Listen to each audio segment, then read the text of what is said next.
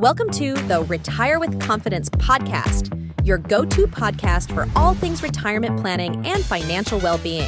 Join us as we delve into topics such as financial planning strategies, navigating taxes and investments, maximizing Social Security benefits, and even exploring personal health and wellness tips.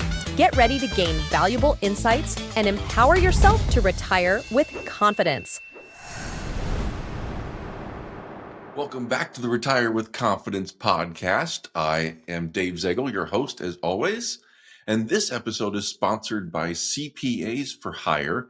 That is our sister company that is an accounting firm. Helps business owners with their accounting and reporting and general consulting on their business.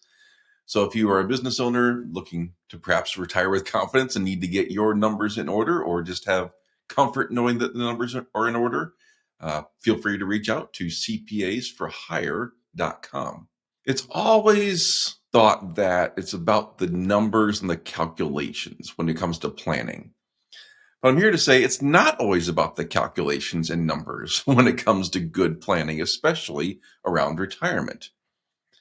I'll have a lot of fellow planners, fellow CPAs, likely some engineers who will scream and shout and say, "What do you mean it's not about the calculations?" Of course it's about the calculations. Those calculations are very important, but it's not everything. It's really not. It's about how we implement them. So we can run numbers all day long, a whole bunch of different ways. We recently talked about Monte Carlo simulations, and well, I think those are a little bit overrated. You can run numbers and analysis and make numbers say all sorts of different stuff based on the inputs and assumptions that you make. Again, it's not that the calculations are bad, but you can't stop there. It doesn't stop there. It never stops there. We are human. We are not beholden to these calculations. Let's look at a couple examples where we can run the numbers and get to a right answer. That may not be what we implement, because it depends on what the client wants and needs and feels. As long as it's not totally screwing up their retirement plan, we need to be able to adjust to those thoughts and beliefs and feelings. And so even if you're doing your own planning, you need to have at least a little bit of looking inside yourself and understanding, how are we actually going to put this plan into place? And at what points might we actually derail ourselves if we don't set ourselves up for success? Let's look at two examples. The first that we see all the time is Roth IRA conversions. We can run the numbers. We can look at the tax brackets. We can look long-term, how much tax it's going to save by doing Roth IRA conversions. We can do all that, and we do all that. And it's good. It's good to do that. Great to have the numbers. Great to have the analysis. But what if you balk at paying the taxes?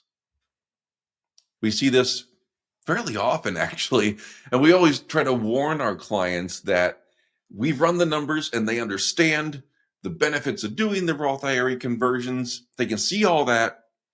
It is still really hard to do that first one. It's hard to write a check to the government that we don't have to, especially if it's a large check. We've run into some situations where we've recommended that we do a really big Roth IRA conversion. The people we're working with are on board. It all makes sense. We can see the benefits very clearly.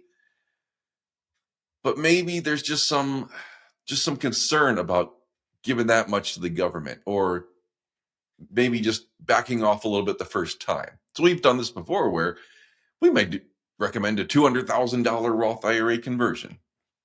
And we might recommend that for the next 3 or 4 years. And in that first year, the client might say, "Okay, can we do just something smaller this first time?" It's just to get it started. And so we can have that conversation. Maybe that 200 backs off to 100 this year, and then they can resume the 200 the years after once they get comfortable with it.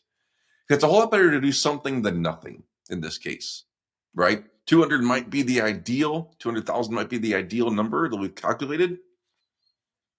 But if nobody's comfortable doing it, does it matter?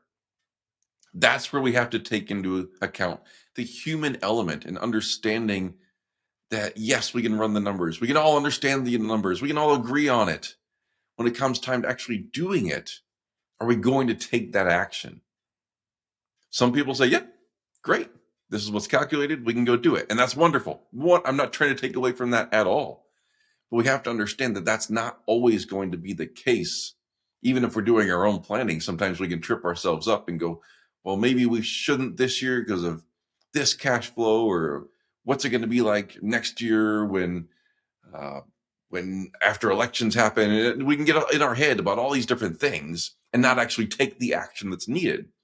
So sometimes we can run the numbers and do something that's not exactly as we recommended or not exactly as we calculated, because it still is a positive change, even if it's not perfect. So let's not focus so much upon the numbers and try to get everything perfect. Let's understand that the changes that we are making in a positive way, that's going to lead to benefits down the road.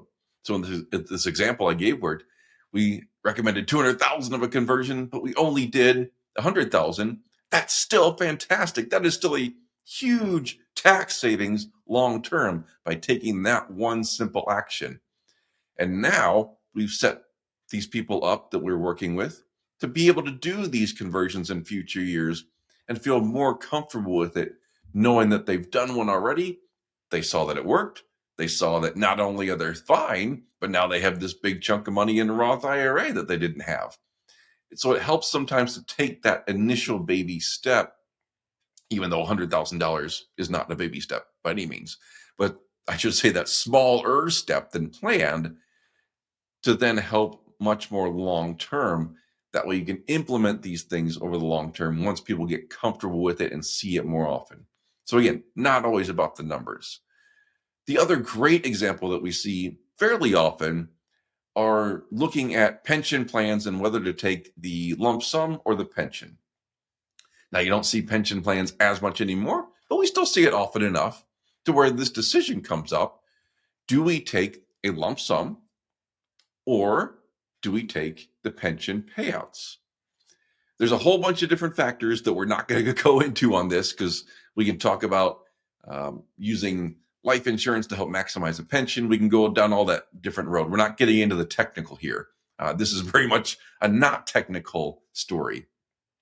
But many times you can run the analysis and say, yeah, let's take the lump sum, invest it. You're going to get more out of it long term. We have to take into account there's some assumptions with that. You're assuming some sort of longevity or not, versus taking out a pension payment. You also have to look at, do they have other sources of fixed income? Do they have Social Security? How are we going to structure the investments in order to get money out safely on a regular basis that they need for income? There's a lot of different factors that go into this. So even when we can calculate and say, okay, the best course of action is to take the money out lump sum and invest it and have it grow, and here's where we're going to get the other income, even if that's the best answer on paper, there are some people, this is normal, who just want that comfort of having a pension payment to go perhaps along with their Social Security. So now we're in a situation where it's a less ideal solution, at least from a calculation standpoint. But as I talk with clients and work with them, and I encourage you to do the same if you're doing this on your own, is to think about what is going to work. If taking the pension payout doesn't destroy your retirement, if everything else is still fine, if you're still going to get a Social Security, you can take your pension payout, you have your other investments to supplement along the way. If everything still works fine, don't get hung up on the fact that you're not going with the absolute perfect solution that was calculated by some software program or through Excel or wherever. If you're comfortable taking the pension payout and your retirement still works, and that's what you want to do, by all means do it. It's not about the absolute perfect calculation. Now we can have a discussion about uh, different different aspects, like how healthy you are, your longevity, things like that. All that comes into play, just like it does with when to take Social Security payouts. It's just the message that I want to make sure is crystal clear is that I can run numbers all day long. A lot of people can run numbers all day long. There's a whole bunch of different planning softwares out there. That's all good. That's all fine. It works. But in the end, we need to understand that there's a human element, and that even when we put these analyses together, there's a lot of input and assumptions that go into them. So we really shouldn't focus on trying to be absolutely perfect in setting up everything exactly, because things are going to change. Our lives will change, tax rates will change, investment returns will change. A lot of those assumptions that we build in might not happen. Some might not. We just don't really know. We start with those calculations as a really, really good and important foundation. But let's remember, it's not always 100% about the numbers. We have to understand, how are we going to implement them? And is there anything along the way that's going to cause us to derail from this plan that we need to make sure we account for and really guard against when we're looking at retirement planning? And that's why, if you listen to our past episodes, we talk about different investment structures around this. We'll talk about retirement income guardrails and how we use that to make sure that we don't get off track and do something crazy when really nothing needs to be done in a lot of cases. So don't just sit on the numbers. Don't just go with the analysis blindly. Figure out how it's going to be implemented, make adjustments, and protect yourself against possibly derailing that plan.